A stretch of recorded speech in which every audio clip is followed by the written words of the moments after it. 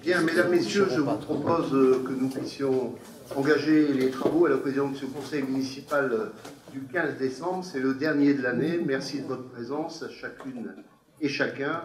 Et immédiatement, je voudrais inviter monsieur Christian Anquet, en l'absence de madame Audrey Vionne, qui pour des raisons personnelles ne pourra se joindre à nous en cette séance, de bien vouloir procéder à l'appel nominal, monsieur Anquet. Christian, à vous. Alors, bonsoir, merci monsieur le maire. Alors, Fabien Thiémé. Présent. Merci. Marie-Thérèse Houret. Alain Mamolo.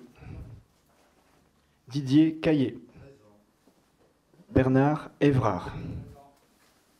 Virginie Melki-Tettini.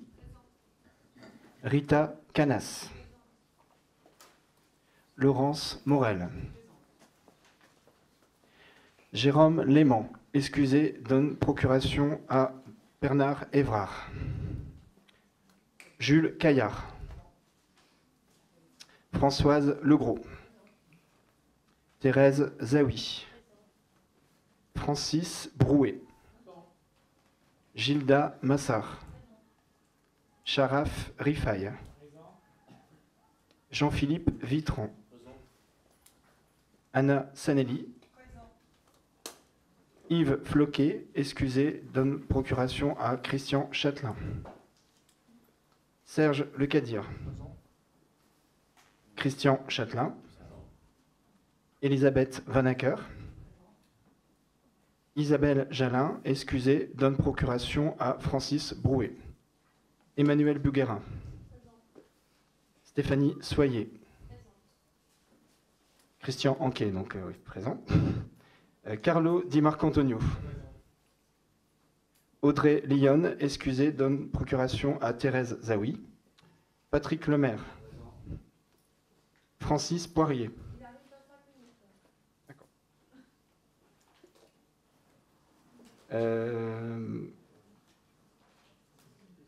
Marie-Laurence Dupont-Joly. Céline Platel-Toin. Assia Costanzo. Et Jean-Noël Verfailly, excusé, donne procuration à Céline Platel-Toin. Je vous remercie, monsieur Anquet, pour cet appel nominal. Et immédiatement, je voudrais vous inviter, s'il y en a, à me faire part de remarques ou alors à passer à l'approbation du procès-verbal de notre dernière séance du conseil municipal en date du 19 novembre. Monsieur Patrick Lemaire, à vous la parole. Merci. Écoutez, la lecture de ce compte-rendu du conseil municipal du 19 novembre, je me suis posé une question. Suis-je un imbécile ou mon intervention n'a toujours pas été comprise, hein? En effet, vous annoncez dans ce procès verbal qu'il a été approuvé à l'unanimité. Or, je n'ai pas souvenance qu'il y ait eu vote sur ce compte-rendu. D'autant plus que j'ai été intervenu sur une question, notamment le point 19 de votre délégation de signature portant sur le plan de voirie et réseau qui n'existe plus, je le rappelle, depuis le 1er janvier 2015. Et vous mentionnez dans ce compte-rendu qu'il n'y a aucune erreur dans ce procès-verbal.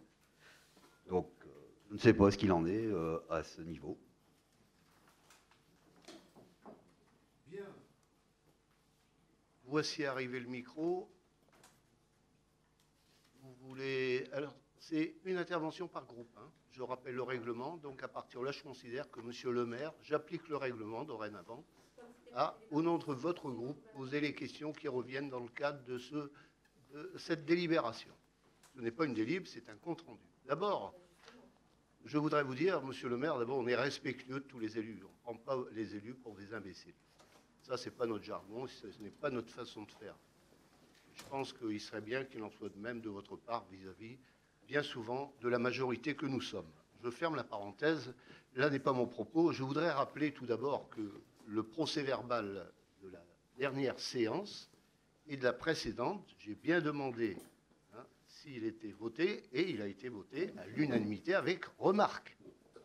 Remarques qui d'ailleurs sur lesquelles je veux revenir. Je veux revenir tout d'abord pour dédouaner les services qui ont fait leur travail, contrairement à ce que vous avez eu tendance d'affirmer. que ce soit vous ou encore Madame Platel Céline Thuin, et à qui je veux rendre hommage au service administratif. Vous avez en effet, lors du dernier conseil municipal, Monsieur le maire, fait remarquer la non prise en compte par les services de votre remarque formulée sur la suppression, comme on dit, de la PVR, la participation pour voirie et réseau, à compter du 1er janvier 2015. Toutefois, la délibération portant sur les délégations qui sont consenties au maire par l'Assemblée délibérante a bien été modifiée en précisant qu'en sont concernées les conventions prévues à l'article L. 332-11-2 du Code de l'urbanisme, conclues entre le propriétaire et la commune pour le versement de cette participation dans le cadre de la création d'une ZAC, donc d'une zone d'aménagement concerté. Dans sa rédaction, et c'est là qui est important, antérieure à la loi numéro 2014-1655 du 29 décembre 2014 de finances rectificatives pour 2014. Cette dernière phrase a bien été prise en compte dans la délibération, elle a bien été prise en compte au procès-verbal, ce qui me permet de déclarer tout simplement que la volonté que vous avez exprimée, votre vœu, a été exaucé. Deuxièmement, je voudrais rappeler aussi et revenir sur, après l'intervention de Mme Platel dans le cadre des échanges, sur les délibérations qui sont sur table. Une précision mérite d'être apportée quant à certains projets de délibération sur table. De manière générale, il ne s'agit non pas de projet de délibération, donc de délibération nouvelle, mais il s'agit tout simplement, et il ne s'agit donc pas de délibération erronée, il s'agit tout simplement de délibérations qui sont modifiées, enrichies, à partir parfois d'éléments qui nous viennent de la tutelle dans les jours précédents et qui sont complétés en vue de porter, dans le cas du souci qui est le nôtre, la transparence, le maximum d'informations à la connaissance des élus afin de pouvoir délibérer en connaissance de cause. Voilà, je voulais apporter cette mise au point de façon, comme je le dis, en remerciant les services, en saluant le fait que le travail a été bien réalisé en bonne et due forme. Et troisièmement, ce sont des questions de principe. Je ne peux pas non plus laisser dire n'importe quoi. Et je dois rappeler encore une fois, Monsieur le maire, avec tout le respect que nous avons, en aucun cas nous permettrions de vous considérer comme un imbécile ou comme des imbéciles. Je répète, là n'est pas notre propos et notre façon de faire. Surtout que nous sommes en période de fin d'année et je pense que je vous tends la main à l'opposition, comme je l'ai toujours fait, pour travailler tous ensemble, dans l'intérêt général, et non, à partir de là, en tenant de tels propos. Je ferme la parenthèse, je passe donc aux voix, donc le procès verbal du dernier conseil municipal. C'est ceux qui sont pour le manifeste en levant la main. Abstention. Il n'y en a pas. Voix contre. Il y en a donc l'opposition en opposition. Donc 6 voix. Je vous remercie et je passe ensuite à mon propos introductif. Avec en préambule, vous comprendrez bien que je ne peux commencer mon propos sans évoquer l'échéance électorale qui s'est déroulée les 6 et 13 décembre 2015. C'est un véritable séisme qu'a connu notre grande région, qu'a connu l'ensemble du pays, avec tout ce que cela implique en Europe et dans le monde. Les démocrates, les jeunes, les gens sincères, les personnes attachées à la culture, les sportifs, les gens de bon sens, les seniors, les gens qui ont vécu l'histoire de notre pays et les moments douloureux, n'ont pas hésité à relever la tête et à faire entendre, comme on dit, la voix du bon sens, de la justice, de la liberté, de l'égalité, ou encore de la fraternité et de la laïcité. Dans notre diversité, le pays a acclamé, il est clair, massivement dans les urnes, oui, vive la République. Et plus particulièrement à Marly, où près de 62% des Marlysiennes, des Marlysiens ont utilisé le bulletin de vote Xavier Bertrand pour faire entendre leur colère, l'exaspération, la volonté de faire, comme l'ensemble des politiques d'ailleurs le disent dans le débat depuis dimanche dernier, faire de la politique autrement. Et comme le disait d'ailleurs le poète Louis Aragon, je cite, « Quand les blés sont sous la grêle, fou qui fait le délicat, fou qui songe à ses querelles au cœur du combat commun. » Enfin, je voudrais, et c'est pourquoi j'ai bien entendu les messages de Monsieur le Président de la République, de Monsieur le Premier ministre, ou encore de notre futur président du Conseil régional de cette vaste région, Nord-Pas-de-Calais-Picardie, qui déclare, c'est un exemple, une proposition, mais qui rassemble très largement. C'est ce qui touche notamment à l'avenir de la jeunesse, qui aspire à de vrais emplois, avec l'aide à l'apprentissage. L'apprentissage, oui, je pense que c'est une question importante pour l'avenir, et je pense que ce serait bien qu'on s'y retrouve tous, et y compris avec Marly, qui dispose d'un centre d'apprentissage. Je veux parler du centre Marc Auger, qui attend d'ailleurs d'élaborer, c'est en cours, un dossier. Il y a actuellement 500 apprentis, à cela s'ajoute bien entendu tout ce qui touche les moniteurs et autres, personnel administratif, et ils sont en passe d'aller, comme on dit, vers la création d'une structure nouvelle. À l'heure donc où on peut se retrouver avec l'État, la région, la communauté d'agglomération, Valenciennes Métropole, la ville de Marly, c'est un premier objectif sur lequel je suis persuadé que nous pourrions nous retrouver. L'état actuel du centre d'apprentissage est vétus, ne répond plus notamment à un certain nombre de conditions qui amènent la direction de cet établissement à envisager d'aller vers du neuf. Dans le même temps, je rappelle également qu'à Marly, les emplois industriels représentent quelque chose. Ils sont près de 1000 salariés sur le site de Mineur-Bécourt, sans oublier PPG. Marly compte enfin des atouts. Nous disposons du siège social international de la papeterie avec l'IRECO, avec ses 600 salariés. Ce sont de nombreux salariés d'EDF, ERDF.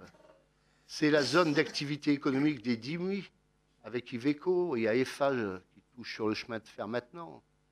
Tout cela pour rappeler que Marly, notre ville de 12 000 habitants, a de nombreux atouts à défendre. Enfin, depuis notre dernier conseil municipal du 19 novembre dernier, la vie municipale a été très intense et variée, notamment avec la délégation qui a été conduite par Madame la Présidente de la communauté d'agglomération Valenciennes Métropole, Valérie Létard, que j'ai accompagnée avec les maires des villes voisines concernées dans le cadre de l'ANRU 2, où tous ensemble, dans la diversité politique, nous avons posé avec force la nécessité d'être reconnus et avec, bien entendu, pour les mois à venir, se voir dotés des moyens financiers nécessaires afin de poursuivre la transformation d'un secteur bien déterminé qui est celui de la briquette.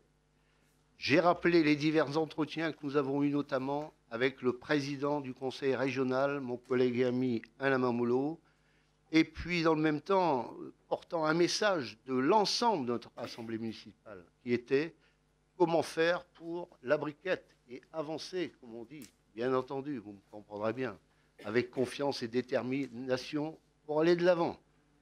Une deuxième idée a été avancée, c'est celle d'aller vers un complexe sportif dans ce quartier de la briquette, projet qui pourrait, notamment dans le cadre des politiques nouvelles qui touchent au développement durable, qui touchent aux économies d'énergie, et dans le cadre notamment des fonds européens, des fonds régionaux, des fonds d'État, des fonds de l'agglo, nous retrouver sur un projet, pourquoi pas, de 2,5 millions d'euros.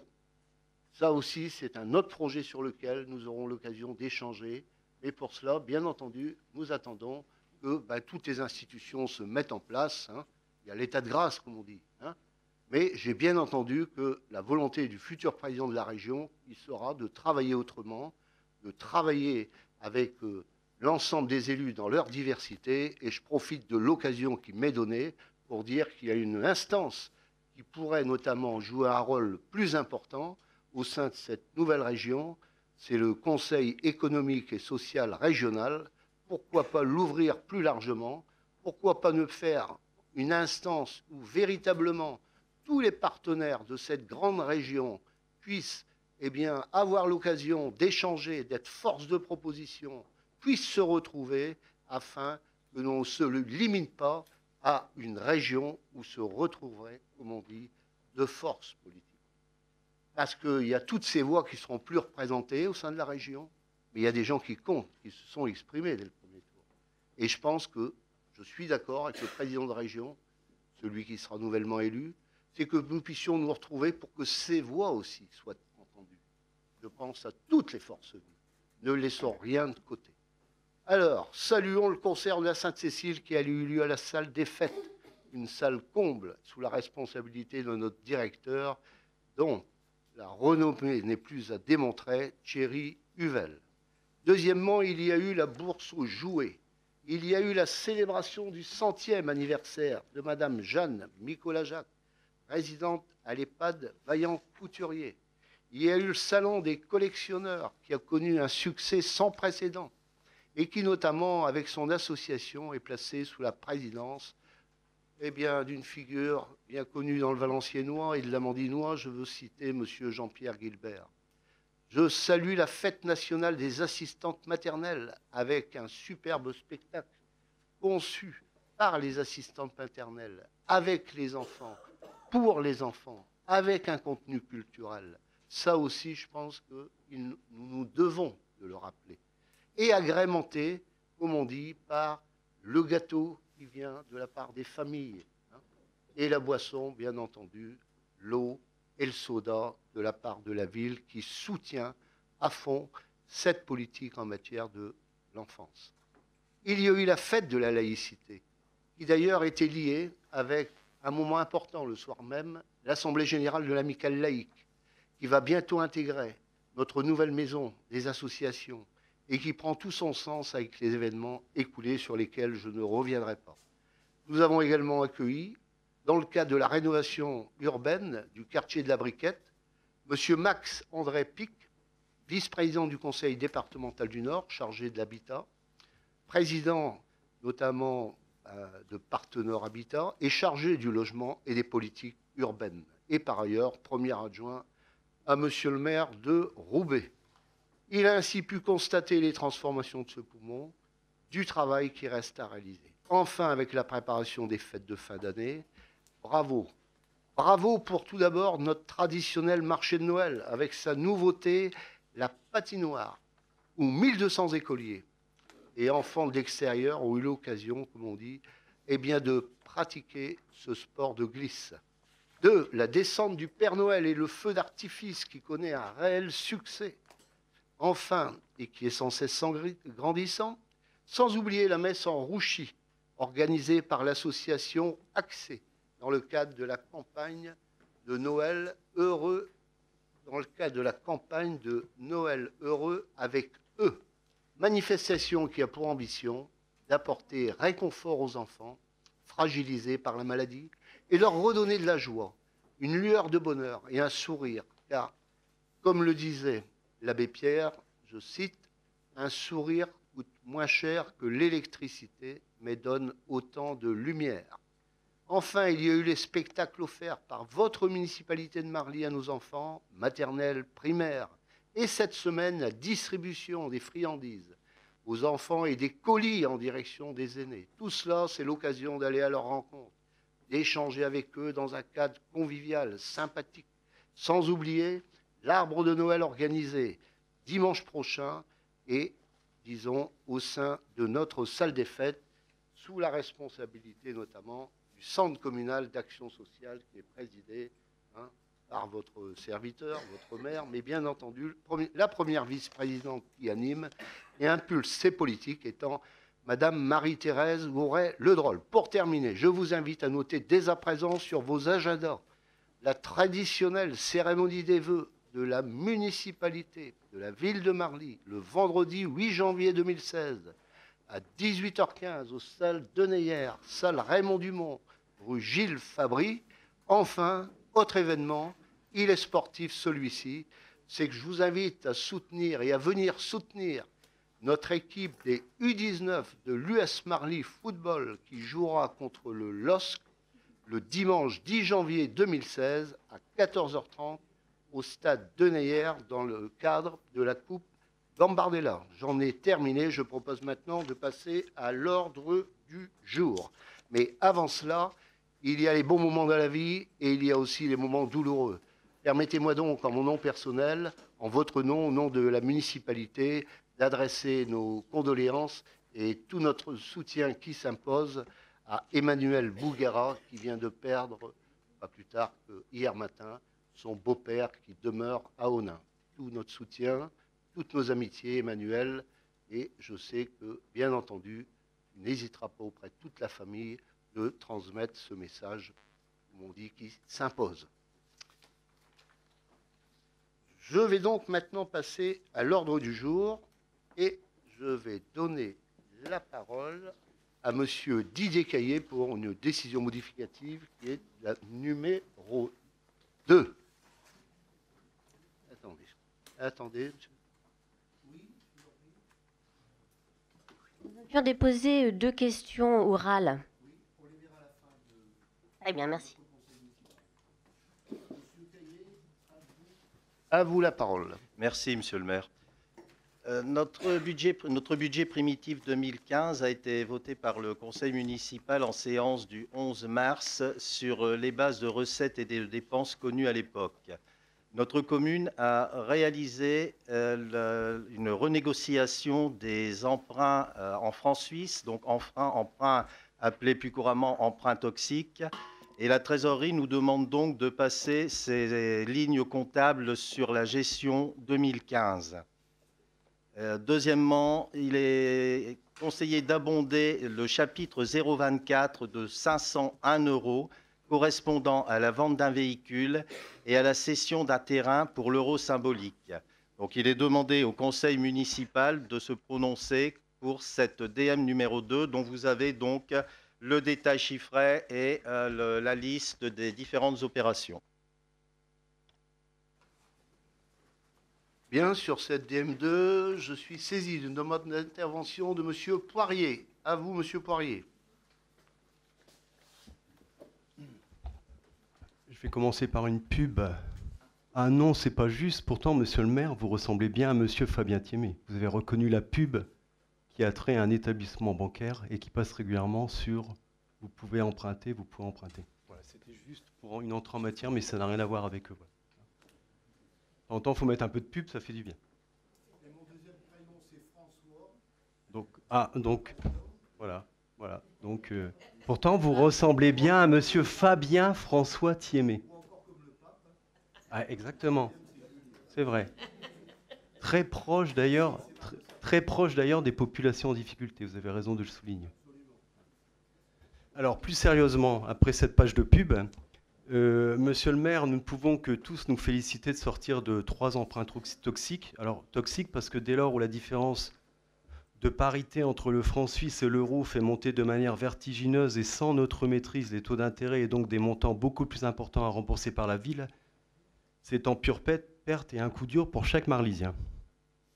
Ma question, vous remercie de nous préciser quel est le gain final en euros pour notre ville et aussi de nous préciser dans votre réponse si en plus de la renégociation, si la renégociation vous a permis d'étaler des remboursements de pénalités ou de charges que nous devons dans le cadre normal d'un arrêt d'emprunt avant le terme du contrat, ce gain annuel supplémentaire en euros qui nous permettrait de pouvoir financer des investissements dont nous n'avions pas les financements. Mais une fois encore, je pense que c'est une bonne chose que vous ayez pu solder ces 3 emprunts sur la parité franc-suisse et nous ne pouvons que nous en féliciter, d'où cette bonne publicité.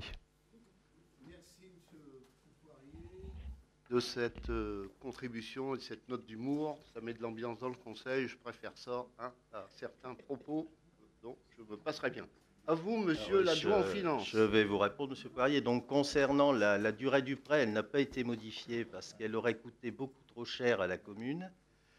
Par contre, le gain, on pourra vous le dire, il y aura un gain certain de plusieurs milliers d'euros, centaines de milliers d'euros, pardon, mais ça, on ne pourra vous le dire qu'à la fin du prêt.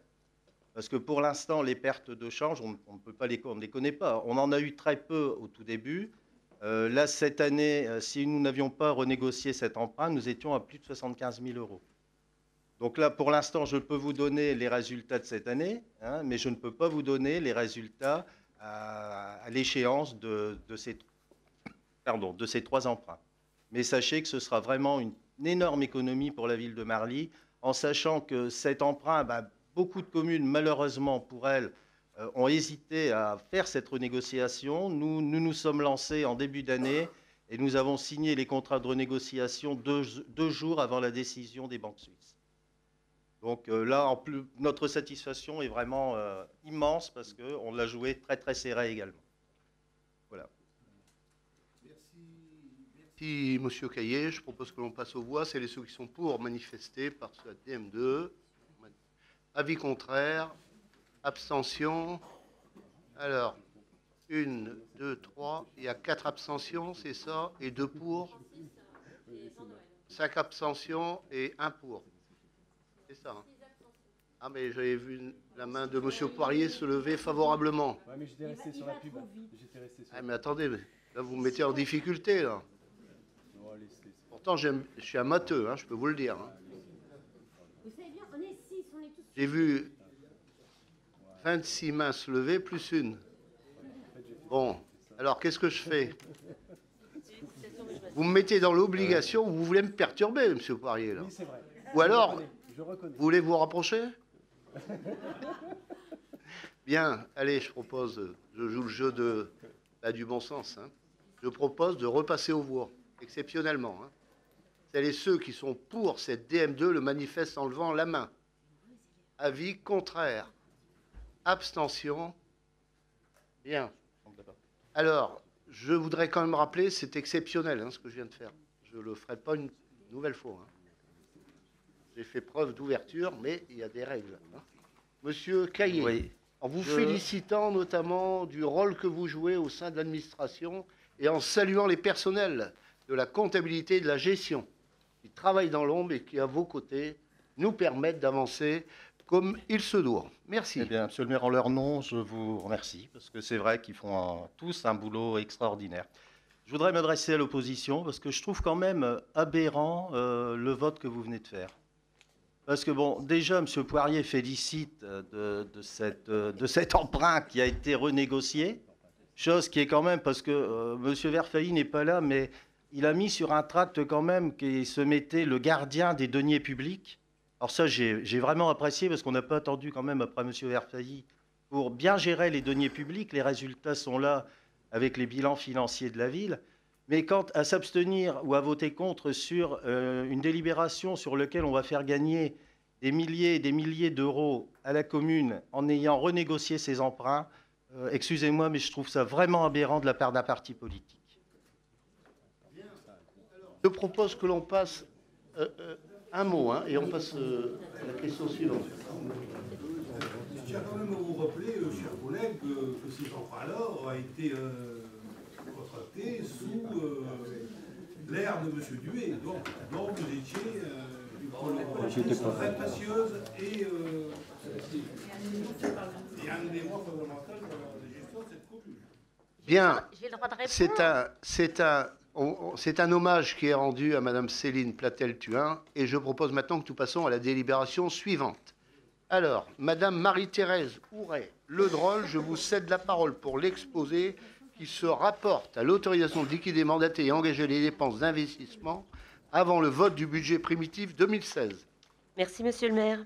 Conformément au Code général des collectivités territoriales et son article L 1612-1, dans le cas où le budget de la commune n'est pas adopté avant le 1er janvier de l'exercice auquel il s'applique, le maire est en droit, jusqu'à l'adoption de ce budget, de mettre en recouvrement les recettes et d'engager, de liquider et de mandater les dépenses de la section de fonctionnement dans la limite de celles inscrites au budget de l'année précédente.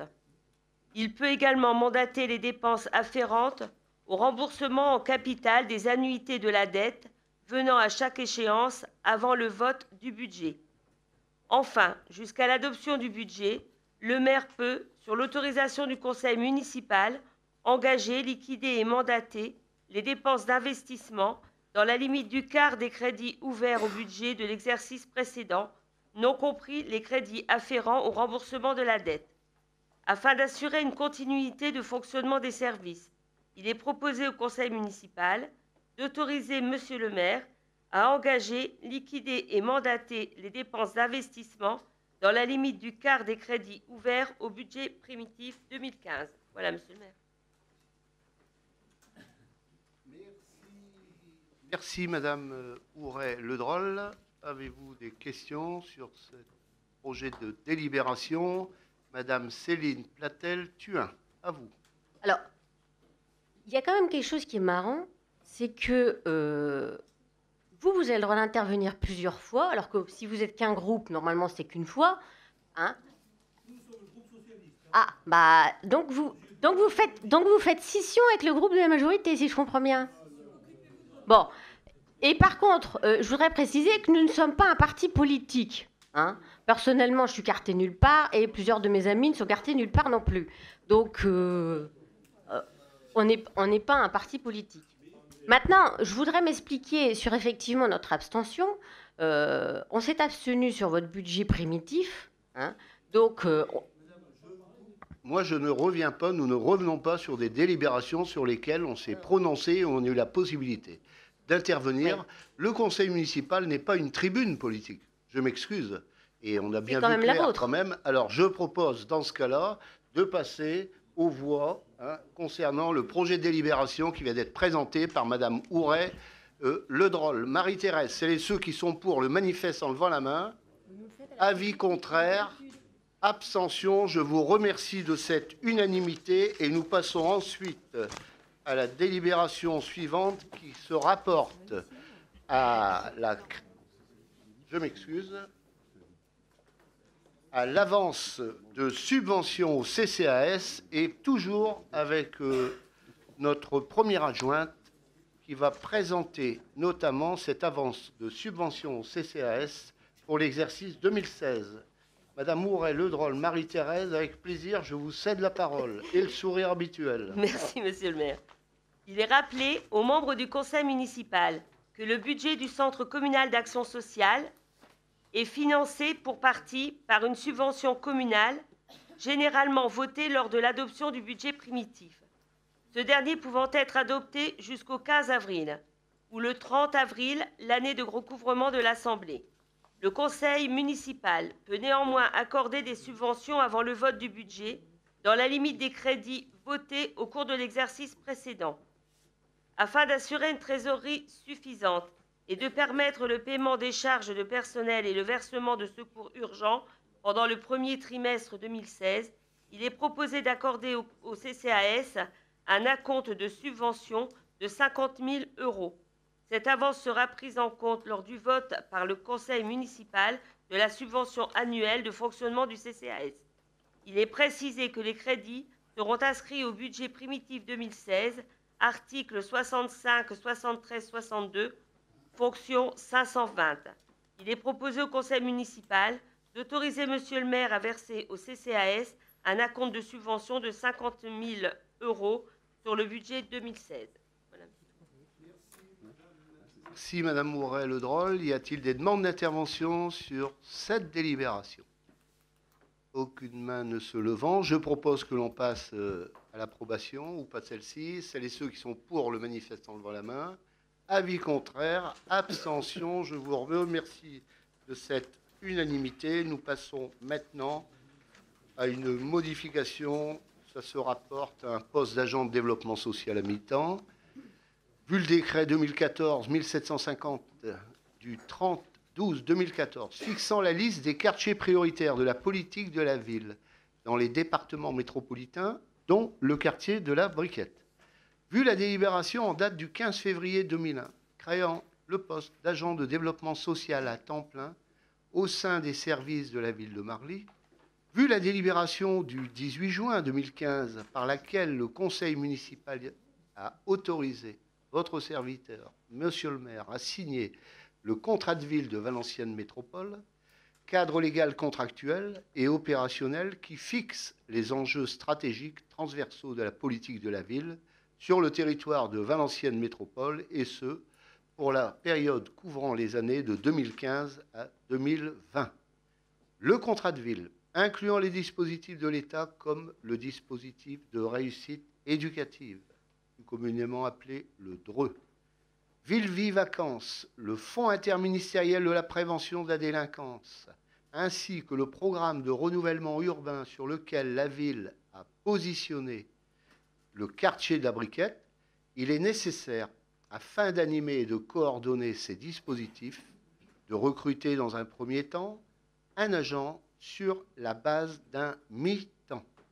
Il est donc proposé au conseil municipal tout simplement de modifier le poste de développement social existant qui est repris au tableau des effectifs comme suite: poste de catégorie A, à temps non complet, rémunéré sur la base de l'indice brut, 801 indice majoré, 658, échelle de rémunération des attachés territoriaux, quotité de travail, 50% d'un temps plein, article 3-3 de la loi 84-53 du 26 janvier 84. J'en ai terminé avec la présentation de cette délibération qui vise tout simplement à modifier dans le tableau des effectifs le fait de passer d'un temps plein à un mi-temps, dans le cadre d'une politique sur laquelle nous reviendrons par la suite avec notre collègue Rita Canas.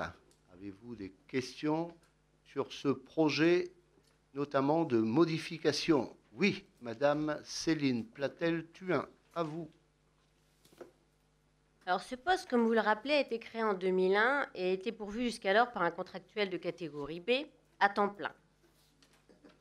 Alors, jusqu'à la promotion bien méritée au grade d'attaché du jeune homme qui occupait ce poste et qui est devenu d'ailleurs directeur culturel. Il est donc tout à fait normal, mais un peu tardif, puisque ce poste est vacant depuis 2014, de pourvoir à cette vacance d'un poste qui était jadis largement financé par le contrat de ville. Je dis jadis parce que je n'ai pas vu de fiche ingénierie concernant ce poste. Or, ce poste est financé par exemple à Valenciennes à hauteur de 40 000 euros. Si je l'ai vérifié encore cet après-midi auprès de Madame Estaquet qui justement occupe ce poste avec sa secrétaire, donc il touche pour un équivalent temps plein plus un 80%, 40 000 euros du contrat de ville. Alors, peut-être parce que, contrairement à ce que vous dites, il y a plus de financement, il y en a pour Valenciennes, donc je ne vois pas pourquoi il n'y en aurait pas pour Marly, sauf que peut-être que votre poste ne correspond peut-être pas vraiment au financement du contrat de ville. En effet, vous prévoyez de recruter un attaché au 12e échelon, puisque l'indice 658 correspond au 12e échelon. Et pour la clarté des débats, l'indice 658, ça représente quand même 3 046,73 € brut par mois. Alors bien sûr, il faut le diviser par 2 parce que c'est un mi-temps, mais ça fait quand même une rémunération pour un poste d'ADS assez conséquente. Alors je me suis demandé pourquoi un échelon et puis un niveau de rémunération aussi élevé. Puisque l'ancien ADS, qui lui était rédacteur, quand il est passé attaché, on lui a demandé justement d'évoluer dans son poste parce que le poste d'ADS ne correspondait pas à un poste d'attaché. Après, je me suis rappelé une discussion qu'on a eue la semaine dernière, il me semble, Monsieur Thiémé, où vous m'avez avoué, Monsieur le maire, oui, vous m'avez avoué que vous aviez recruté Monsieur Guilbert à la politique de la ville. Oui. Alors, j'en ai déduit que ce poste-là, vous l'aviez adapté pour Monsieur Guilbert. Alors, Monsieur Guilbert, votre ami de 30 ans, qui habite Saint-Amand, qui est retraité depuis 6 ans maintenant, je crois. Donc, chacun en tirera les conséquences qu'il veut, mais moi, ce qui me semble quand même bizarre, c'est qu'on a une ville qui est largement touchée par le chômage, qu'il me semble qu'on a la possibilité dans notre ville de recruter quelqu'un qui puisse correspondre à ce poste et surtout qui puisse correspondre à notre masse salariale qui est déjà très largement au-dessus de la moyenne. Alors, Mais j'ai regardé le CDG, le centre de gestion. On n'a pas fait acte de candidature sur ce poste-là. Donc évidemment, c'est un peu fermé. Donc, on se pose beaucoup de questions, mais après, bon, chacun en tirera les conséquences qu'il voudra. Dans la vie, il faut se poser toujours des questions. Et il y a même... Et effectivement, je vous ai dit, puisque moi je suis un homme qui a toujours eu le souci de la transparence, et comme M. Guilbert pouvait, dans le cadre notamment du Code général des collectivités territoriales, commencer très tôt, suite à une période dont nous ne sommes pas responsables, de traverser dans le désert, qui a conduit notamment à des retards, et qui a conduit, comme on dit, à des implications et des incidences sur lesquelles je vous passerai. Ceci étant, je crois qu'on n'a pas fini d'en parler quand même du point de vue des incidences, que ce soit sur le plan financier, matériel, des dossiers qui ont été bloqués. Et de cela, je me dois de vous dire, Madame Céline Platel, je pense que vous êtes mieux placée que moi, en connaissance de cause. Les uns et les autres, vous avez pris vos responsabilités. Eh bien, en ce qui nous concerne, nous maintenant, face à cette situation difficile, nous voulons aller de l'avant. Nous avons saisi Monsieur le Préfet pour bénéficier d'un système dérogatoire, avoir un peu plus de temps, de Madame la Présidente de la communauté d'agglomération Valenciennes Métropole, en liaison avec la politique de la ville, en liaison, on y reviendra par la suite, avec Mademoiselle Rita Canas, la création de ce conseil citoyen, en liaison avec la volonté qui est tout simplement d'avancer rapidement. Alors, je ne reviendrai pas sur le fait qu'on n'est pas là, et on n'a pas fini, on en parlait à Paris encore. On était à la rue, au siège national. Quelle erreur qui a été commise à l'époque, que de ne pas se retrouver main dans la main avec Jean-Louis Borloo et mon prédécesseur, pour faire en sorte que la briquette soit transformée comme elle l'est sur Valenciennes. On a perdu de l'argent, on a perdu des moyens maternels, on a perdu, il y avait les politiques. Et tout en ayant des idées différentes, Jean-Louis Borloo nous a tendu la main. Je ne l'oublie pas. Et je partageais pleinement cette façon de faire. C'est ce qui s'appelle savoir à un moment donné travailler dans l'intérêt général et non avoir recours à des démarches politiciennes. Alors je me dois de le rappeler parce que c'est bien beau de nous faire des remarques sur le poste à mi-temps, le poste ceci, le poste qui sera d'abord, en matière de gestion de personnel, on aura l'occasion d'y revenir, Mme Céline Platel-Thuin. Je pense que vous étiez bien placé à l'époque, en étant le bras gauche ou le bras droit de monsieur le maire de l'époque, pour avoir, je pense, marqué de votre empreinte un certain nombre d'initiatives qui ont aussi coûté très cher à la ville. Ceci étant, nous attendons d'avoir les financements nationalement, nous attendons que le dossier soit reconnu et pris en compte pour pouvoir aller demain vers un poste, pourquoi pas, à temps plein. Cela dit, je me dois de vous rappeler, pourquoi un mi-temps ? Tout d'abord, nous sommes en attente, je le rappelle, des arbitrages nationaux qui concernent cette politique nationale de l'ANRU 2.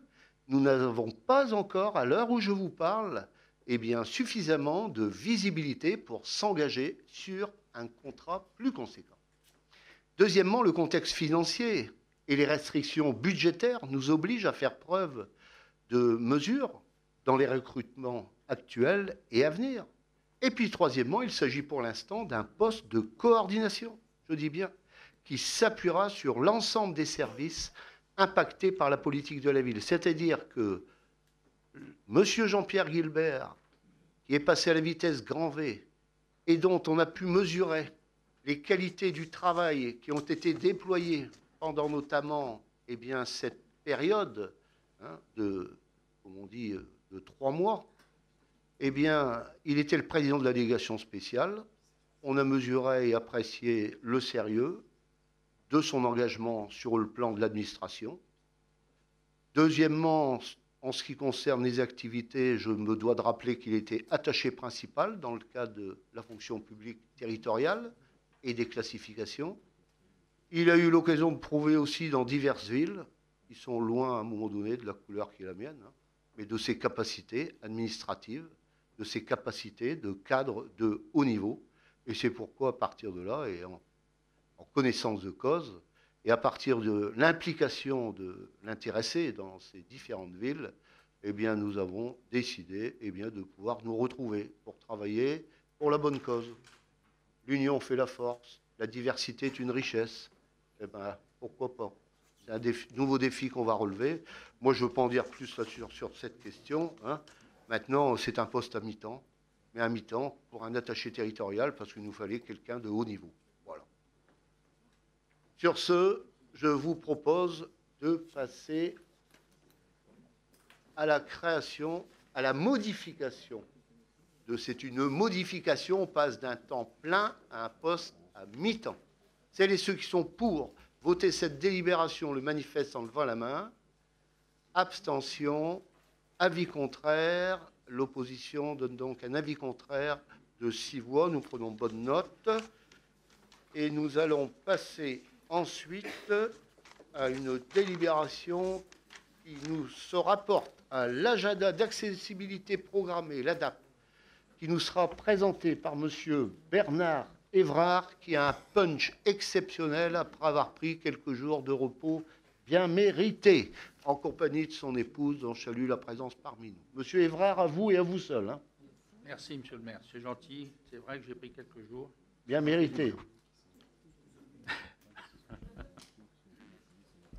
Depuis le 1er janvier 2015, sont mis à disposition des propriétaires d'établissements recevant du public, ERP, des agendas d'accessibilité programmés, l'ADAP, leur permettant de poursuivre l'accessibilité de leur patrimoine après le 1er janvier 2015. L'ADAP consiste en une programmation budgétaire des travaux de mise en accessibilité. Un ADAP pour les établissements dont la ville est propriétaire a été validé le 2 juin 2015 par la commission communale pour l'accessibilité des personnes handicapées. Conformément à la réglementation, une demande d'approbation de notre ADAP a été déposée le 27 septembre 2015 auprès de la Direction départementale des territoires et de la mer.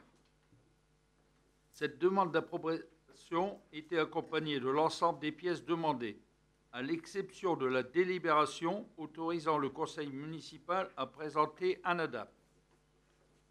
Notre dossier était joint à un courrier daté du 25 juin 2015 adressé à Monsieur le préfet, l'informant de l'impossibilité de faire valider l'ADAP par le conseil municipal pour la date du 27 septembre 2015. Il est proposé au conseil municipal d'approuver l'agenda d'accessibilité programmé tel que présenté, d'autoriser Monsieur le maire à déposer l'agenda d'accessibilité programmé validé le 2 juin 2015 par la commission communale pour l'accessibilité des personnes handicapées et d'autoriser Monsieur le maire à prendre toute décision, à signer tout acte ou document tendant à rendre effectif cette décision. Voilà, Monsieur le maire. Monsieur Évrard, en saluant tout le travail et l'évolution de nos politiques dans ce domaine, en sachant qu'il nous reste du chemin à parcourir. Et je vais céder bien volontiers la parole à Monsieur Poirier, qui est très attaché à ces questions aux côtés de Monsieur Évrard, dont je veux remercier notamment le rôle joué au sein de la commission et notamment l'apport qui est le sien. À vous, Monsieur Poirier. Merci, Monsieur le maire. Et justement, nous voterons tous les 6. Voilà, je tenais à le souligner. Nous approuverons votre ADAP, Monsieur le maire. Voilà, vous aviez demandé qu'une opposition constructive puisse être parmi les membres de la commission ADAP que vous aviez décidé de mettre en place en insistant pour que je puisse être ce représentant. Nous vous avons répondu très favorablement. Le travail a été, je le souligne et je m'en félicite, réalisé dans une commission que je qualifierais de républicaine. Ce que vous appeliez de vos voeux, c'est-à-dire que chaque participant puisse apporter de bonnes idées afin qu'elles soient prises en compte, l'ADAP est le fruit de cette remarquable collaboration. Pour ce qui me concerne, j'ai pu proposer que nous définissions, comme c'est le cas à Valenciennes depuis 20 ans, le choix d'une seule école entièrement accessible pour tous ses étages. C'est l'école URI Saint-Nicolas qui était retenue et sera équipée d'un ascenseur. Les autres écoles rentrent dans les coûts qui ne seront pas réalisés, donc pas de dépenses inutiles pour l'investissement et aussi les entretiens très réguliers et très coûteux de beaucoup d'ascenseurs. Cette économie d'ascenseurs s'est même étendue à l'école de musique. Ce sont là les 2 plus gros postes de gains financiers. Une fois encore, je suis très heureux et avec vous d'avoir pu être entendu dans mes 2 propositions. en ajoutant que le gain inespéré des normes allégées dans les bâtiments existants, les normes ayant changé, hein, le gain total estimé est d'environ 500 000 €, montant que m'avait confirmé M. Renaud à la sortie d'un précédent conseil municipal. Notre avis et ma question, je vous confirme que nous voterons avec une très grande satisfaction l'agenda d'accessibilité programmé tel que présenté ce jour. Pouvez-vous confirmer ou préciser que les gains de notre ADAP sont à la hauteur de nos espérances ? J'ai une suggestion. Nous avons un très beau parvis accessible jusqu'à la porte de la mairie en restant pour l'instant planté devant. La solution intermédiaire avant de motoriser la lourde porte, comme c'est le cas d'ailleurs à l'hôpital Huré à Lille, il y a une porte aussi lourde qui pourrait être motorisée, ou soit de laisser la porte ouverte du matin au soir, mais de créer un sas automatique en entrée de l'accueil.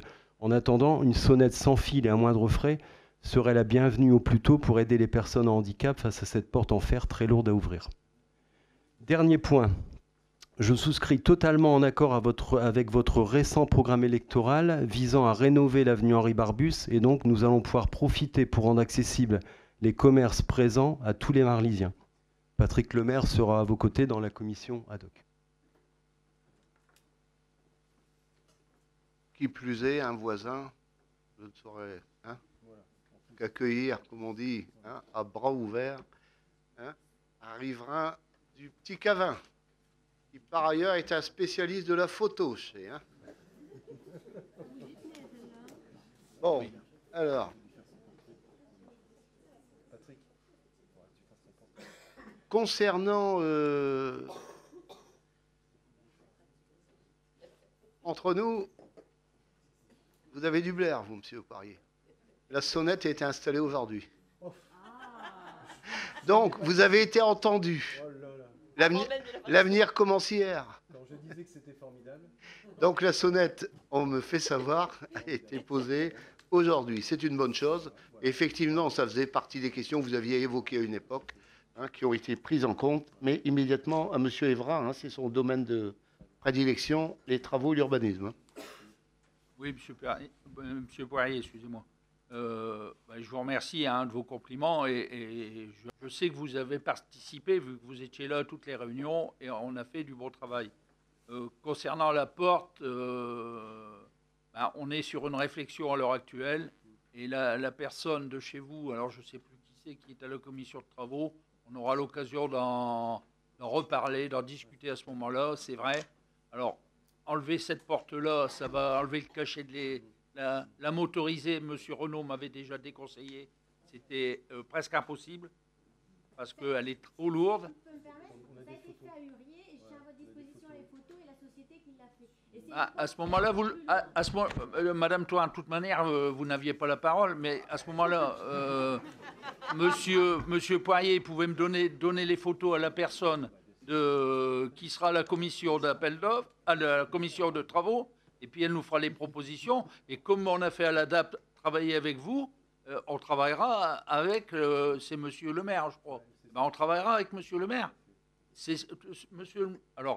Monsieur le maire le dit depuis tout à l'heure, on est ouvert. On a la preuve, on a bien travaillé ensemble. Et je travaillerai bien avec Monsieur le maire. Voilà. Donc on est toujours avec Monsieur le maire. Voilà. Et on est ouvert. Et toute la commission. Pas avec Monsieur le maire et Monsieur l'adjoint. Toute la commission. Voilà. Monsieur l'adjoint, ça fait des années qu'on travaille bien ensemble. Hein. Mais je le sais, Monsieur le maire. Lequel? Patrick, tu changes de nom. On voit hein, sur notamment cette délibération, c'est les ceux qui sont pour le manifeste en levant la main. Avis contraire, abstention, merci de la contribution des uns et des autres, et cette unanimité, hein, pour un souci, bien entendu, qui se pose avec acuité dans bien des collectivités, qui nécessitent des choix financiers, mais je me félicite que nous puissions aller de l'avant.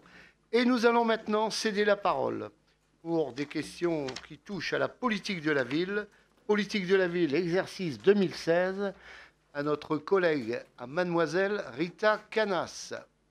À toi, Rita. Merci, Monsieur le maire. Donc, par délibération du 18 juin 2015, le conseil municipal a autorisé Monsieur le maire à signer le contrat de ville de Valentine Métropole, qui est le cadre légal, contractuel et opérationnel qui fixe les enjeux stratégiques transversaux de la politique de la ville sur le territoire de Valenciennes Métropole. Donc, dans sa mise en œuvre, un appel à projet a été lancé pour soutenir les projets en faveur des quartiers prioritaires de la politique de la ville. Nous avons aujourd'hui un seul quartier prioritaire de la politique de la ville, qui est le quartier de la Briquette, les Floralies étant en veille, considéré comme quartier en veille. La programmation contrat de ville inclut les sollicitations auprès de l'État du dispositif de réussite éducatif, qu'on appelle le DRE, Ville Vie Vacances et le Fonds interministériel de la prévention de la délinquance. Donc, comme je vous l'ai indiqué, il y a un seul quartier prioritaire et donc il est proposé aujourd'hui au conseil municipal de se prononcer sur les actions qui sont proposées au titre de la programmation 2016, de solliciter les subventions au taux maximum qui peuvent être accordées par l'État et les autres partenaires institutionnels au titre de la politique de la ville et autres financements potentiels, d'inscrire ces crédits nécessaires à la réalisation de ces projets au budget de 2016, d'attribuer aux porteurs d'actions les subventions qui seront prévues dans la programmation dès lors que nous aurons un avis favorable du comité de pilotage du contrat de ville du territoire de Valenciennes Métropole. Donc, dans les pages suivantes, vous avez la programmation qui vous est présentée. Donc, je vais anticiper la question qui avait été posée tout à l'heure. Pourquoi il n'y a pas d'ingénierie? Parce que depuis plus de 3 ans, l'ingénierie dans les villes n'est plus financée par la politique de la ville. Elle est financée par la communauté d'agglo de Valenciennes Métropole pour une infime partie dans ce qu'on a appelé avant le FADL. Voilà. Simplement une infime partie. La région et l'État ont refusé. Et Madame Toin-Platel, lors de la programmation de la politique de la ville en 2015, donc la réunion qui s'était faite au mois de mai ou avril-mai de cette année, je me suis rendue à une réunion présentée et pilotée par Valenciennes Métropole. Monsieur Léman était là à titre professionnel, il peut l'attester, et j'ai interpellé la présidente de commission, j'ai interpellé Valenciennes Métropole en expliquant que des villes comme Marly, comme d'autres villes, n'avaient pas d'ingénierie et que dès lors où on n'avait pas de financement sur l'ingénierie, on ne pouvait pas monter des fiches actions et qu'il ne pouvait pas être du ressort d'un adjoint de monter, d'écrire des fiches actions. Et ça m'a été répondu par Valenciennes Métropole que, outre la simple participation de Valenciennes Métropole, qui est infime, sur les financements des postes agents de développement, ni la région, ni l'État, ni le département feront des financements dessus. Donc c'est pour ça qu'il n'y a pas de fiche action et non pas parce que la ville de Marly ne veut pas demander de financement. S'il y en avait, croyez-moi qu'on irait les chercher. Donc les fiches actions qui vous sont présentées aujourd'hui sont à la fois présentées et proposées par la ville et proposées par les centres sociaux. Donc vous en avez une portée par le CCAS, En route vers l'emploi. Vous en avez par le service sport jeunesse, exclusivement, Marly Sport Nature, le LAP, projet de découverte des lieux culturels, le LAP découverte et initiation aux différentes danses urbaines et traditionnelles dans le monde découverte et initiation aux actions sportives. Vous avez le dispositif récurrent Ville-Vie Vacances, le fonds de participation des habitants qu'on a délibéré ensemble lors du dernier conseil municipal, les centres sociaux qui portent un projet de Ville-Vie Vacances et au Floralie, le tremplin pour une dynamique de réinsertion sociale. Il a été aussi présenté au titre de la programmation de la politique de la ville le financement du coordinateur du CLSPD dont je vous ai parlé au dernier conseil municipal, qui lui est financé non plus à 100%, mais à 40% par le FIPD, la vidéoprotection du site jardins familiaux et la vidéoprotection mobile dont on avait parlé au dernier conseil municipal. Enfin, vous avez un dispositif récurrent qui s'appelle le DRE, qui est porté par la ville avec un partenariat fort sur le collège Alphonse Terroir, qu'on appelle l'image en action, donc qui est présenté pour le DRE pour 2016. Voilà. Mademoiselle Canas, de cette présentation précise, constructive, et je cède bien volontiers la parole à Madame Dupont. Merci, Monsieur Thiémet. Alors, pour la programmation du contrat... Monsieur le maire vous cède la parole. Alors, je vous remercie. C'est difficile. Et je voulais vous remercier tout à l'heure également, mais c'est difficile. La parole. Ça brûle les lèvres, de voir... oui. Mais c'est la démocratie qui a tranché, Madame Dupont. Allez, on y va. Donc, je voulais vous remercier tout à l'heure quand Patrick était intervenu pour le vote du dernier conseil municipal. Vous m'avez donc nommé à une délégation. J'aurais voulu savoir laquelle, mais je voulais vous remercier.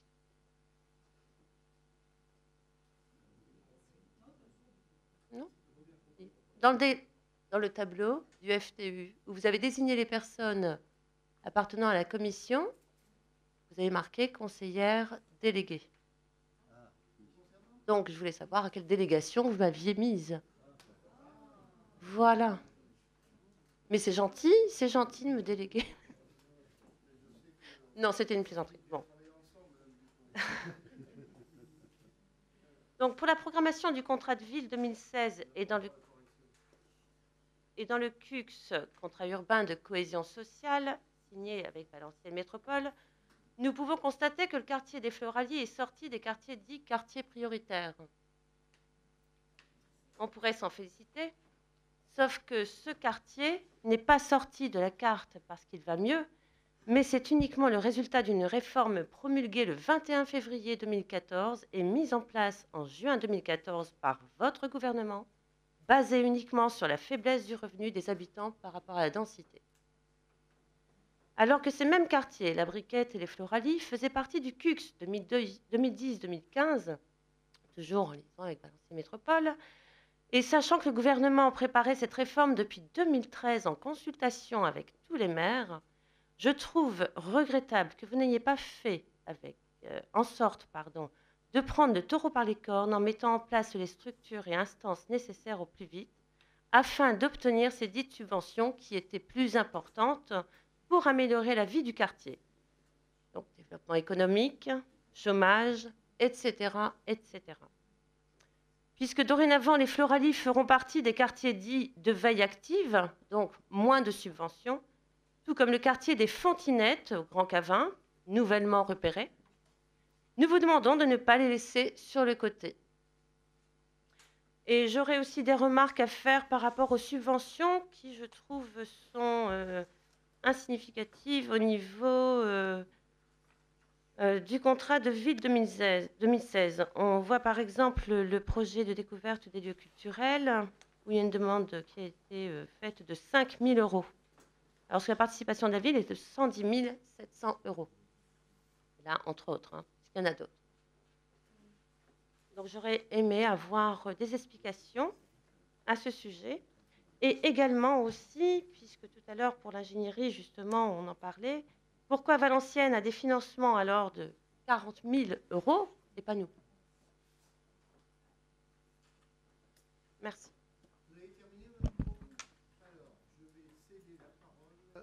À mademoiselle Rita Canas. Alors, je vais essayer de vous répondre, chers collègues. Ça me fait sourire parce que Madame Toin, tout à l'heure, m'a dit, moi, je ne fais pas de politique, je ne sais pas. En tout cas, Madame Dupont, on comprend très certainement votre appartenance politique. Ce n'est pas notre gouvernement, c'est notre gouvernement. Ce n'est pas mon gouvernement. C'est notre gouvernement. C'est notre pays.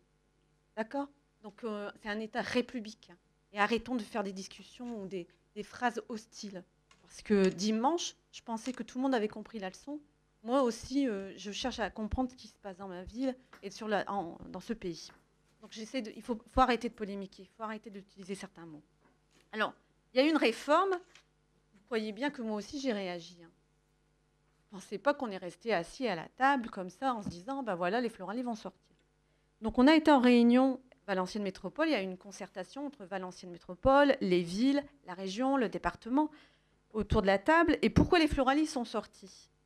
Les Floralies sont sorties parce que les Floralies, le parc locatif, les Floralies étaient caractérisées par un parc locatif.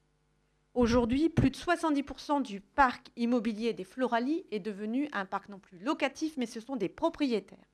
Dès lors que ce sont des propriétaires, on change au niveau des indicateurs sociaux.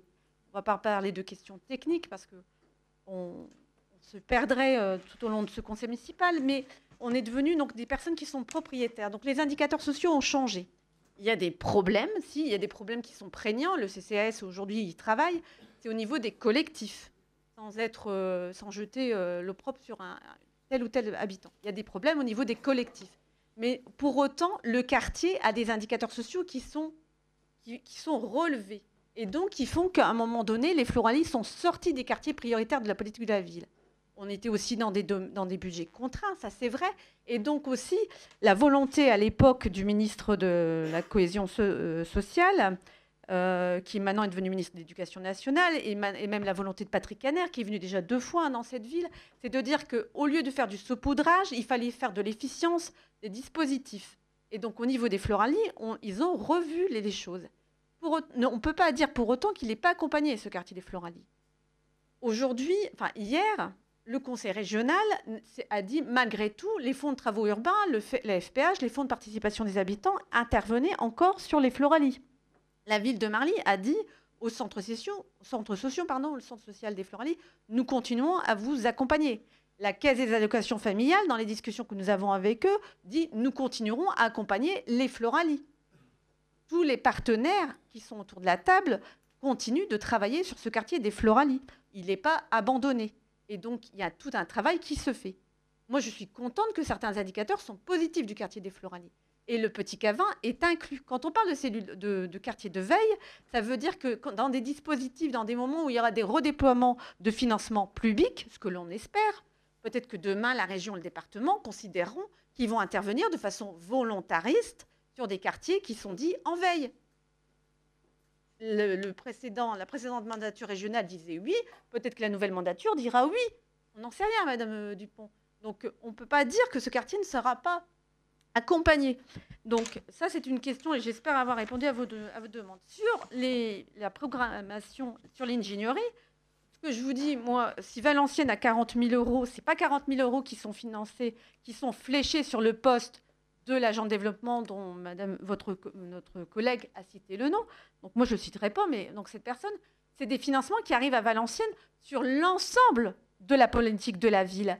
Si vous ne me croyez pas, allez voir d'autres élus, et vous pouvez voir même le PV de cette réunion-là, il a été vif, puisque le maire de Fresnes-sur-Escaut, l'adjointe à la ville de Marly et d'autres élus de toutes tendances confondues sont venus et ont rejoint ma demande parce que je trouvais inadmissible. Valenciennes a un budget beaucoup plus conséquent. Excusez-moi, c'est vraiment la réalité. Et j'étais jusqu'à demander, et M. Léman est témoin, de dire il y a une équipe d'ingénierie à Valenciennes Métropole qui est pertinente, qui est efficiente, qui a vraiment des personnes de bon calibre. Pourquoi Valenciennes Métropole ne met pas à mi-temps un agent de développement pour la ville de Marly, la ville d'Onain, etc. Pourquoi ils nous affectent pas des personnes? Et ça, c'est de l'intérêt communautaire. Faire en sorte que toutes les villes ont des services, ont dans leur service quelqu'un qui soit en capacité de travailler avec les adjoints, avec tout le conseil municipal, majorité municipale comme opposition, pour mettre en place des actions. J'ai pas de réponse pour l'instant. J'ai même une réponse plutôt négative à l'époque. Donc, on a travaillé.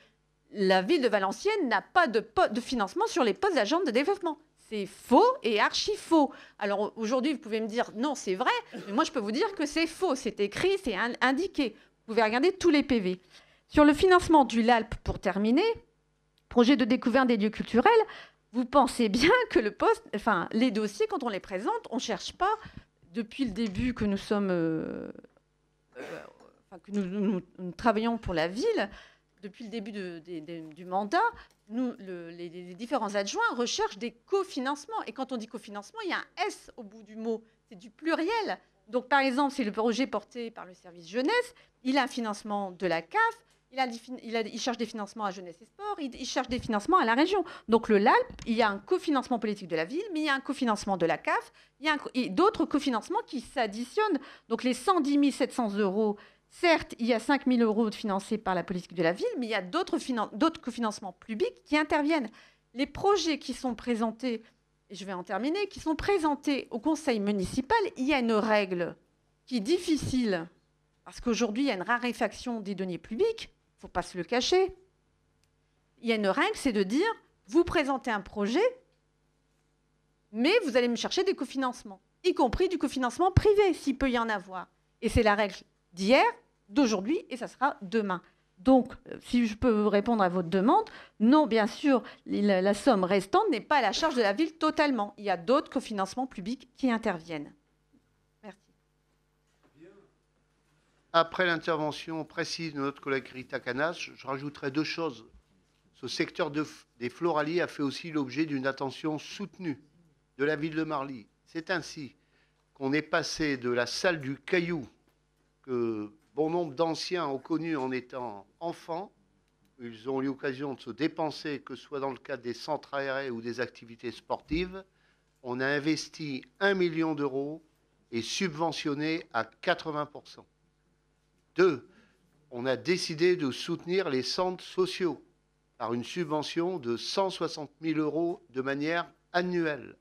Une partie pour les Floralies, une partie pour la briquette. 3, on a décidé d'aménager et de faire en sorte, les anciens nous ont dit, à la naissance des Floralies, c'était fleuri, c'était vivant, c'était accueillant, il y avait un cadre de vie. Actuellement, des efforts notoires sont faits, mais je pense que Christian Anquet, qui a ces questions aux côtés de Jérôme Léman, aura l'occasion d'y revenir. Mais il y a une volonté municipale aussi d'améliorer le cadre de vie. Et on se félicite des efforts, là aussi, qui ont été faits conjointement récemment. Ville-le-Marly, espace vert, avec le centre social. À cela s'ajoutent les infrastructures routières.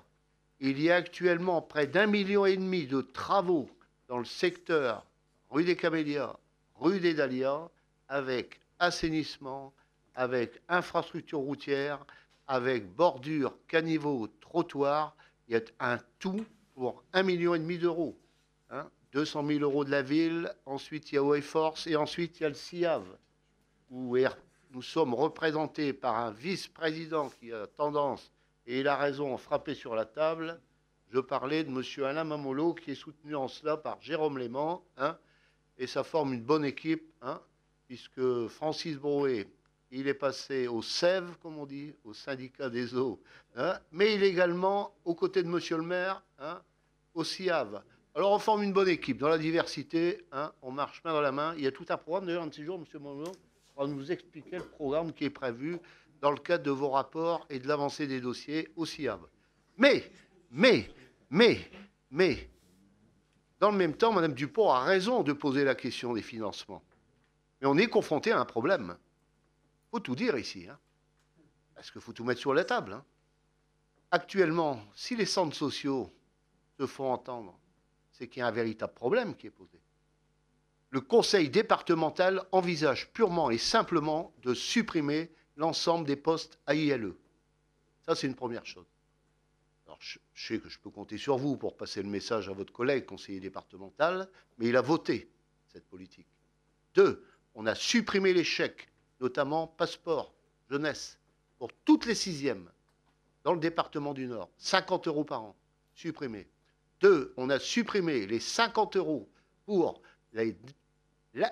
la possibilité à nos enfants de 3e accéder, dans le cadre d'organismes agréés avec le département, à des initiatives culturelles, telles le Phénix ou bien d'autres actions dans le département, la lecture ou encore d'autres initiatives. 3e, je rappelle qu'il y avait le programme éducatif départemental global sur lequel les enseignants, la communauté éducative, parents d'élèves, les élus, les conseillers généraux, on avait tout un programme et une démarche départementale qui nous a amené à travailler pendant des années. Ça vient d'être balancé d'un revers de main. Merci et bonjour les dégâts. Et tout cela guidé par une école et pour une école de la réussite pour tous. Je pourrais encore citer, je vais me limiter à cela, la CAF est très inquiète des financements actuels. Elle est très inquiète avec des retombées qui vont automatiquement avoir pour implication de réduire toutes les aides apportées. Quand je pense à la CAF, on parle des Floralies, on parle de la briquette, à tous ces enfants qui peuvent partir par le biais de ces soutiens financiers, parfois une semaine au bord de l'eau ou en montagne. À cela s'ajoute aussi, en même temps, le fait que nos pompiers, on les soutiendra jamais assez. Mais je veux de nouveau, moi, faire part de ma réprobation et de mon indignation sur les comportements qu'on a vécu, que les pompiers professionnels ont vécu dans ce département. C'est du jamais vu. Les pompiers, c'est précieux. Bien souvent, c'est la boutade. C'était comme ça dans le temps. C'était les soldats du feu. Les pompiers, on les respecte. Et ce qui s'est passé est inadmissible. Et maintenant, on envisage avec les pompiers, en dehors du fait que les départs en retraite ne seront plus remplacés, mais on va passer la possibilité d'intervention de 15 à 20 minutes. Ça veut dire que 5 minutes de plus, on a le temps, là aussi encore, d'avoir un temps, laps de temps qui nous conduit à mourir. Je ne veux pas, disons, aller plus loin dans le tableau que nous dressons. Ceci étant, je vais vous dire, c'est la démocratie, une page s'est tournée dans le département. Bonjour les dégâts, on est en train de payer une note qui est salée, mais je pense qu'on pourra se retrouver pour maintenant, d'un côté, département, région, on se trouve, comme on dit, avec une formation qui est identique. Donc à partir de là, l'union fait la force. L'unité pourrait nous permettre de nous retrouver sur les dossiers, moi je pense marlisiens, ou marlitron pour les anciens qui y tiennent. Et à partir de là, sachez qu'on ne va pas tarder, on en a parlé notamment avec notre première adjointe, l'adjoint aux finances Didier Caillé, avec tout le bureau municipal qui est ici présent. Ils sont intervenus précédemment, mes adjoints de droite, mais c'est un jeu de mots, qui sont attachés à l'intérêt général. On va demander audience à la région, demander audience au département. On va inviter tout le monde à venir sur place. Et puis, comme vous le savez, je ne suis pas un élu à rester, comme on dit, l'arme au pied. Et je vais relever la tête et passer à la vitesse grand V pour faire entendre et faire reconnaître notre ville de 12 000 habitants, Marly, une ville qui compte dans le Valenciennois et dans le sud du département. Ce que je veux, c'est que tous les discours que j'ai entendus pendant une période donnée pour accéder aux responsabilités actuelles des institutions voient leur traduction maintenant du point de vue des propositions dans les faits. À partir de là, je pense que on pourra se retrouver. Je termine avec passion. Je veux saluer le travail de Rita Canas, comme saluer le travail qui se mène dans des conditions difficiles avec l'action sociale. Je pense notamment à l'élaboration de nos budgets. On y reviendra très prochainement.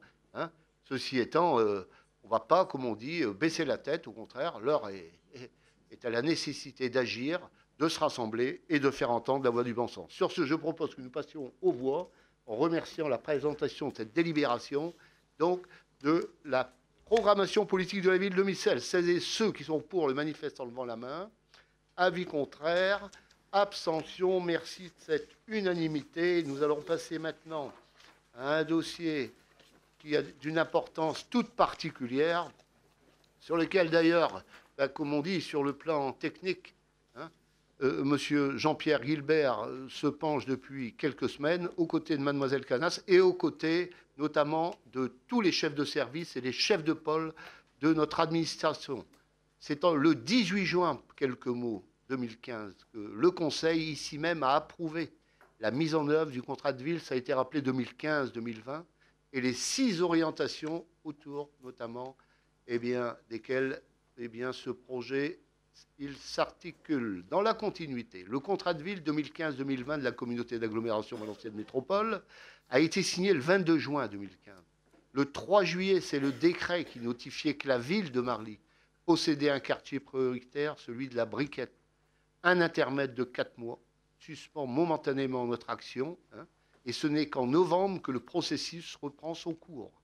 La désignation du quartier de la Briquette comme quartier prioritaire nous oblige ainsi et nous entraîne, c'est une bonne chose, à créer un conseil citoyen qui sera l'émanation des habitants et des acteurs socio-économiques du dit quartier. En quelques mots, qu'est-ce qu'un conseil citoyen? C'est un conseil et un nouvel outil d'action, de démocratie locale mise à disposition des habitants et des acteurs locaux des quartiers prioritaires. C'est une instance qui permet de renforcer les liens entre les habitants, les acteurs des quartiers, la municipalité, en favorisant la transparence et l'efficacité dans les décisions. Enfin, ce conseil citoyen sera reconnu par l'État pour co-construire les projets de la ville de Marly et du territoire de la Briquette et des quartiers vécus en travaillant sur des projets comme l'habitat, le cadre de vie, le développement économique, l'emploi, la santé ou encore le sport et la culture. Ce sera ouvert aux habitants, aux personnes qui souhaitent tout simplement apporter et s'investir leur part dans l'élaboration et la mise en œuvre de ces politiques. C'est la raison pour laquelle vous retrouverez aujourd'hui une délibération qui vous invite à donner l'autorisation à la municipalité et donc eh bien, à votre maire d'aller vers cette proposition qui va vous être présentée maintenant par mademoiselle Rita Canas de la création d'un conseil citoyen. À vous, mademoiselle Canas. Donc, comme vous l'avez indiqué, monsieur le maire, donc, la loi du 21 février 2014, dite de programmation pour la ville et la cohésion urbaine, qui définit la politique de la ville, précise dans son article 7 la mise en place des conseils citoyens. Donc, dans le cadre d'un objectif d'une démarche de co-construction avec les habitants, les associations et les acteurs économiques de la mise en place donc, de cette politique de la ville. Donc, ils s'inspirent de principes généraux qui guident leur action, qui sont la liberté, l'égalité, la fraternité, la laïcité et la neutralité, et d'autres principes qui renvoient aux enjeux démocratiques et opérationnels qu'on appelle la souplesse, l'indépendance, la pluralité, la parité, la proximité et la citoyenneté. Nous sommes dans des dynamiques participatives et ils seront donc associés à l'élaboration, à la mise en œuvre et à l'évaluation des contrats de ville.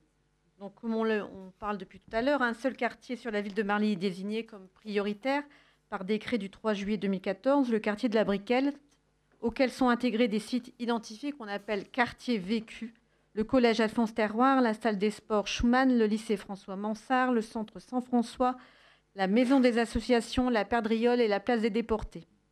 Il est proposé aujourd'hui de mettre en place un conseil citoyen qui soit composé de 20 membres auquel s'ajoutera 20 personnes suppléantes. La durée du mandat est de 3 années et le mandat du président est quant à lui d'1 an renouvelable. Les personnes retenues sur la liste supplémentaire peuvent assister en tant qu'auditeurs au conseil citoyen. Conformément au principe d'indépendance du conseil citoyen, aucune personne ayant un mandat électif ou étant acteur institutionnel ne sera acceptée.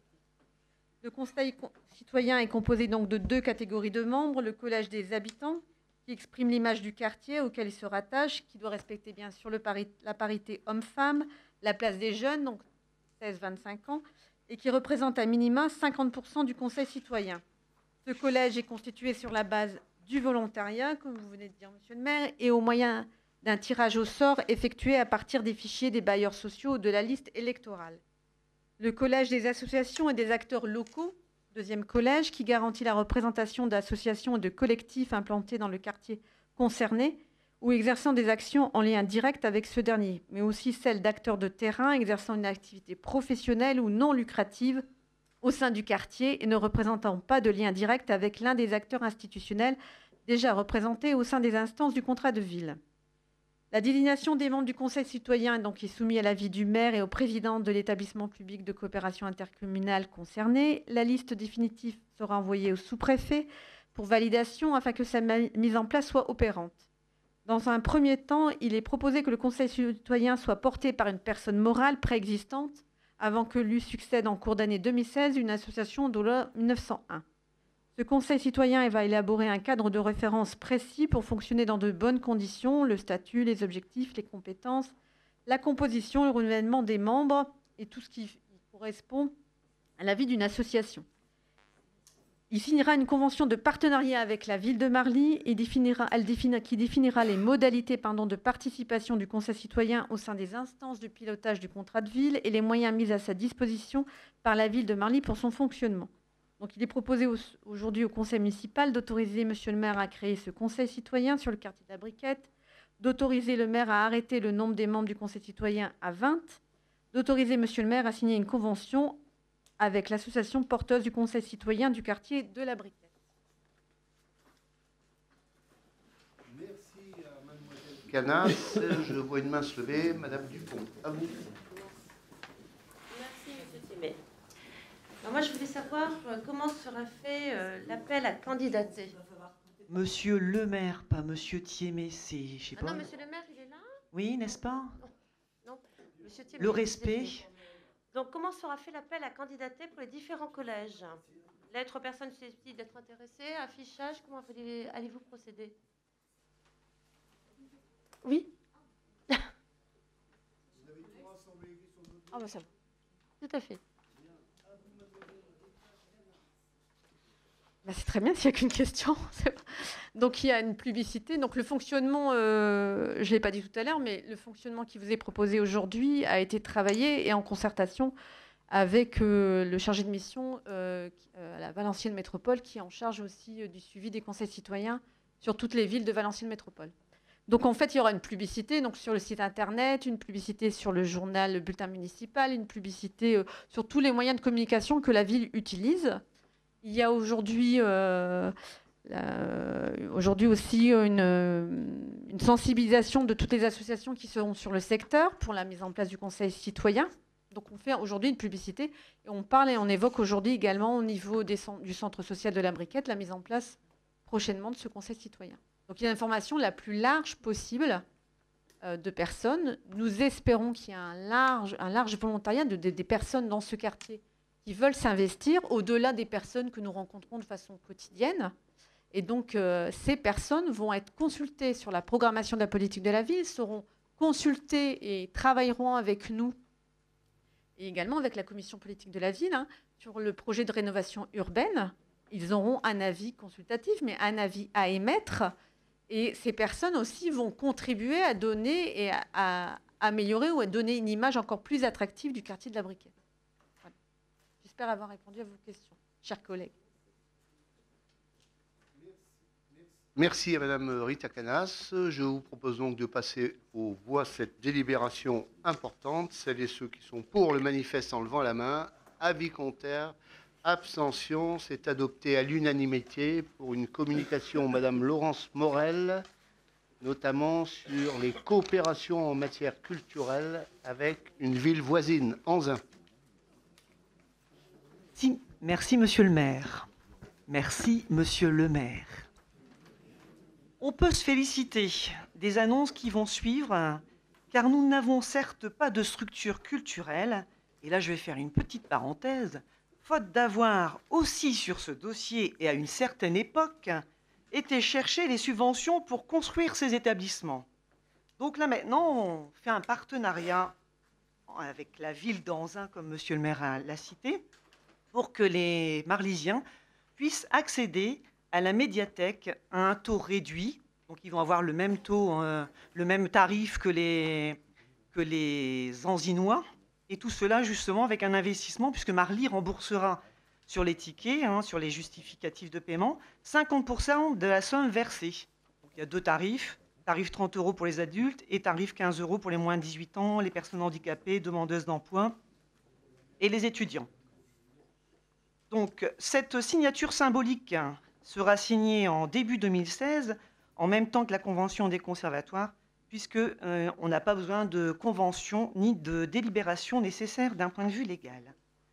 Une deuxième chose aussi, c'est que donc les Marlysiens pourront accéder aux spectacles programmés par la ville d'Anzin.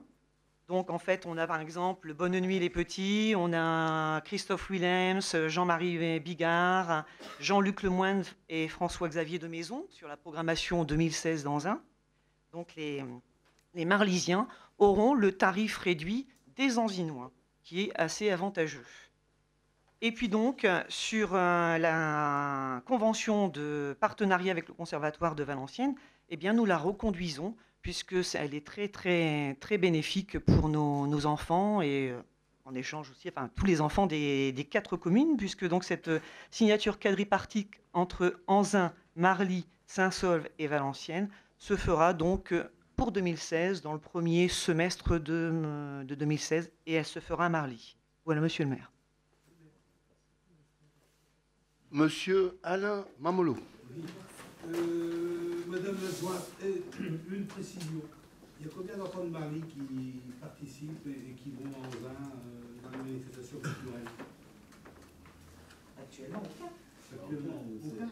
Actuellement, aucun, non. On va le faire à partir de 2016. Non, on en avait parlé en bureau, Alain, mais voilà, ça va se mettre en place en 2016, puisque du fait de notre superbe coupure, nous n'avions pas pu travailler avec Anzin. Je veux saluer cette coopération avec les villes de Valenciennes, Anzin, Saint-Saulve et Marly. C'est, comme on dit, travailler en bonne intelligence. La culture, facteur d'épanouissement. Vous en avez terminé sur cette communication, Madame eh bien, vous avez Monsieur le maire à vos côtés, et toute la majorité et l'opposition, j'en suis persuadé.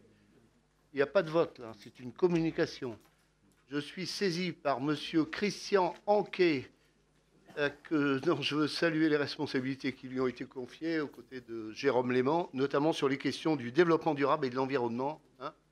On vit des événements importants sur le plan international et sur le plan local. Tout cela est lié. À vous, monsieur Anquet. Merci, monsieur le maire. Alors, oui, en effet, vous parlez de l'actualité internationale. La COP21 vient de se terminer sur la signature d'une convention entre de nombreux pays pour réduire le réchauffement de la planète. Il est donc difficile, de dire aujourd'hui si les objectifs pourront être remplis. Toutefois, depuis plus de 20 ans, on ne peut pas faire semblant que l'on peut continuer à vivre sur le même schéma. Le résultat des élections récentes nous rappelle à nos responsabilités d'élus locaux. D'ailleurs, je n'avais pas prévu d'intervenir là-dessus, mais je pense qu'il faut absolument changer la façon de faire la politique. Il y a des interventions qui étaient très justes dans l'opposition, et malgré tout, ces propositions, pour valoriser ces propositions, il faut faire preuve de respect. Et je pense que faire preuve de respect aussi à monsieur le maire, parce que c'est le terme, c'est un minimum. Je suis un des plus jeunes du conseil, et je m'étonne de voir ce genre de façon de faire qui ne devrait plus exister, je trouve. Voilà. Je reviens sur mon propos, mais je ne pouvais pas m'empêcher d'intervenir là-dessus. En tant que jeune, je ne peux pas comprendre. Alors, il est question de comment continuer à faire de Marly une ville durable, comment envisager la ville de demain. Il nous faut la penser autrement, la construire et la gérer autrement. Ça répond aussi à ça. Il faut concevoir la ville à l'échelle des quartiers. On vient de parler des comités de concertation. Ça fait aussi partie de la co-construction des projets avec les habitants du développement durable. Mais aussi à l'échelle des villes, à l'échelle de Valenciennes Métropole, voilà, mais tout en préservant la biodiversité urbaine, rendre la société, la ville plus humaine, plus solidaire, afin de faire en sorte que la notion de vivre ensemble ait un réel sens, une réelle existence. Alors la ville de Marly a depuis 6 ans déjà bien commencé à effectuer ce travail est d'ailleurs un travail exemplaire, mais beaucoup reste à faire. Janine Lecaille, conseillère déléguée à l'environnement de 2008 à 2014, y est pour beaucoup, de même que par la suite notre collègue Jérôme Léman. Entre autres projets mis en place, le jardin partagé au Floralie, qui tient aussi un rôle social et qui demande d'ailleurs à être soutenu plus encore. Nous présenterons d'ailleurs sans doute des propositions dans ce sens, c'est en réflexion. Il y a aussi eu les ruchers, les galinettes, l'installation de l'AMAP qui est à la fois sur Fresnes et sur Marly. Il y a un point de distribution qui a lieu tous les mardis soirs, qui permet à de nombreux Marlysiens de bénéficier de légumes bio à prix raisonnable et de participer à des chantiers jardinage, et surtout de faire vivre un jeune maraîcher, Vincent, qui fait aussi, en lien avec les fêtes justement, vivre notre marché hebdomadaire. Concernant les espaces verts, même si la ville de Marly n'a pas pour l'heure décroché la première fleur, après avoir décroché toutes les étapes au niveau départemental, il me semble plus qu'important de mettre à l'honneur le travail réalisé par le personnel des espaces verts pour améliorer le cadre de vie des Marlysiens. De plus, tout récemment, ils ont de leur propre chef aidé, comme jamais, la mise en place du marché de Noël après de nombreuses intempéries. Le service, qui est piloté par Mme Betty Droisy, Sylvain Bourgeois, a permis de mettre en place une gestion raisonnée des espaces, mélange fleuri, paillage, vivace, bulbes, en favorisant des plantations nécessitant moins d'arrosage. Le service a fait l'acquisition de nouveaux matériels, mais également l'organisation, a aussi participé à l'organisation de nombreuses manifestations, comme le concours des maisons fleuries, la bourse aux plantes, pour mettre en valeur les actions environnementales de la vie auprès des habitants, mais aussi pour les sensibiliser aux gestes du quotidien que chacun d'entre nous pouvons avoir pour préserver la planète. Mais la ville a aussi réussi à réduire l'usage des pesticides avec 0 produits phytosanitaires, sauf les espaces contraints, à savoir le cimetière. Et d'ailleurs, ce sera bientôt plus le cas. Ainsi, en cette période automnale et hivernale, nous poursuivons plus que jamais les efforts entrepris. Ce sont les élagages doux des arbres qui ont commencé, ainsi que les fleurissements et plantations hivernales.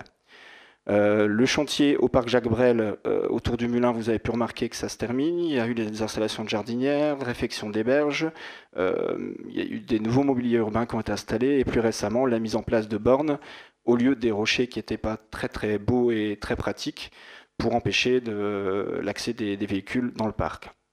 Il y a d'ailleurs des bornes qui sont rétractables pour permettre l'accès des services de la ville. Voilà. Donc, oui, ensuite, il y aura une réfection justement du parking en schiste, parce qu'il s'abîme très fort à cause du nombreux passages, notamment pour l'école de musique et le moulin. Dans la prolongation de la mémoire, dans le chemin des Albatros, des barrières forestières ont été installées à la sortie du collège et du LEP et à l'entrée du SIAV afin de sécuriser les lieux et les accès. Désolé, je suis un peu long. De nombreuses plantations ont vu le jour sur le site, de nombreux arbres et près de 400 arbustes, donc plutôt des variétés locales, voilà, pour respecter justement la biodiversité. Et enfin, tout récemment, monsieur le maire en parlait tout à l'heure, et c'est aussi des projets importants pour les habitants et notamment pour les floralies. La ville a apporté un soutien technique et des moyens humains pour le fleurissement, les plantations d'arbustes et l'amélioration du cadre de vie au pied des immeubles, justement les locatifs dont on parlait tout à l'heure, avenue des Lilas, dans une activité initiée par le Centre social des Floralies et les habitants en partenariat avec GHI et financée par la Fondation de France, qui a été fortement soutenue aussi au niveau ingénierie justement par les espaces verts.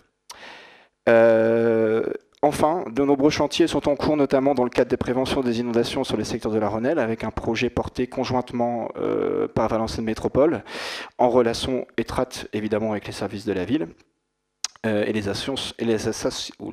associations de protection de l'environnement. Voilà, donc il y aura dans ce cadre-là notamment une requalification du site du Moulin, une requalification écologique qui sera associée à la prévention des inondations.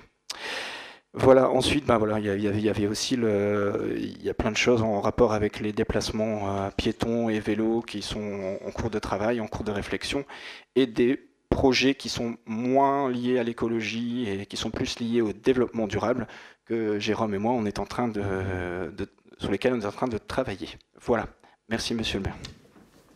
Eh bien, merci pour cette contribution de notre jeune élu. Il fait partie, comme on dit, la jeunesse c'est l'avenir.